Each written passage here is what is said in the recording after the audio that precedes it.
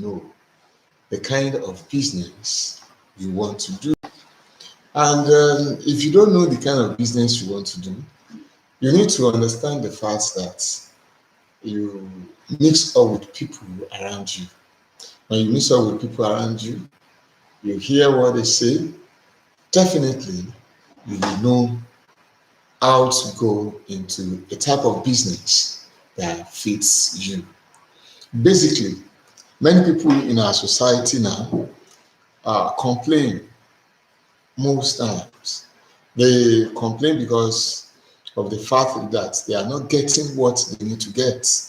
And apart from that, they also complain when the revenue is not as they, and also they also complain when the budgets cannot fit into their system of life. And what do you do? So when you hear people discussing, when you hear people complaining, when you hear people show a kind of anxiety in their life, you need to know that a business is about to come from that angle. So because we are told that business comes from our problems. So you listen to the problems of the people around. And when we talk about problems, we are also looking at the challenges.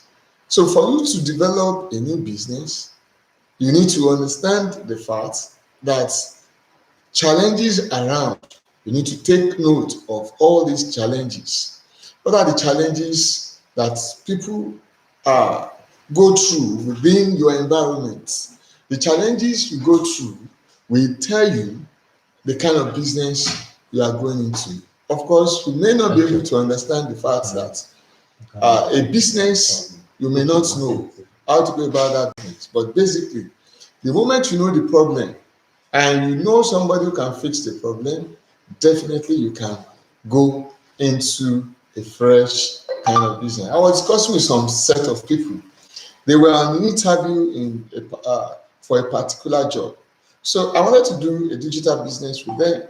And I wanted to get some people who will actually be my new clients. I started asking questions from them. Are you on YouTube? Virtually all of them said they are not on YouTube. That is a problem. And that is a gap that I need to fill. I asked, are you on Facebook? He said, yes. Are you on Instagram? He said, yes. Are you on Twitter? He said, no. Okay. Do you have any blog? No. With that, I know that I'm actually looking for an opportunity. And I've already gotten an opportunity that I can depend, I can begin to work on. Then, what are the bases? How do you get into a new business? Number one, within the environment around you, you look for people with problems. You look for people with challenges. You look for people you look for a person who has a problem, and you must be willing to know the extent of the problem in that person's life and know how to solve. But if you are talking about digital business, you look for people with digital problems as far as their business is concerned. I have 5 salient questions that you need to work on. What are the 5 salient questions that you need to work on? Number one, you ask the person, what's your most persistent and present problems today? What's your most persistent problem, most persistent challenges, the one that actually hits you on the neck? And when you look at this problem, then you write it down. You must be a very good student to get this. You write the problem. What is the most persistent problem this year? The most persistent problem this month? The most persistent problem this week? The most persistent problem today? So when you get that, then you now ask the question from the potential customer, the potential client. And what's the question you ask? Is there a way that you can solve this problem? Or how are you going about solving the problem? Of course, most of the people you see may not have most of the people you see may not have solution to this problem. Most of them may not have solution to some of these challenges. And what do? You ask them, do you have any? Some of them may even prefer solution, but they don't know how to get out of the problem. Then you now say, what happened if you don't solve the problem? Number one, the persistent present problem. Number two, the how you are going to solve the problem. Number three, what happened if you cannot solve the problem? What will happen to you if you cannot solve the problem? Then number four, then you now say, you now tell the person if there's a means, if there's a miracle, an instant miracle, or a magic, or a solution, or somebody who can solve this problem for you, then the person might come up and say, okay, I'm willing to pay so much. You know how much the person will pay. Then you now begin to do your research. The last thing you do is that how much will you be willing to pay?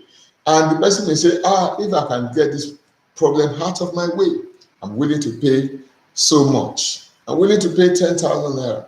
I'm willing to pay 100 million naira or $100. I'm willing to pay $1,000. So as soon as the person comes up, then you begin to do, you say, just give me some few minutes or give me some few days to do certain research.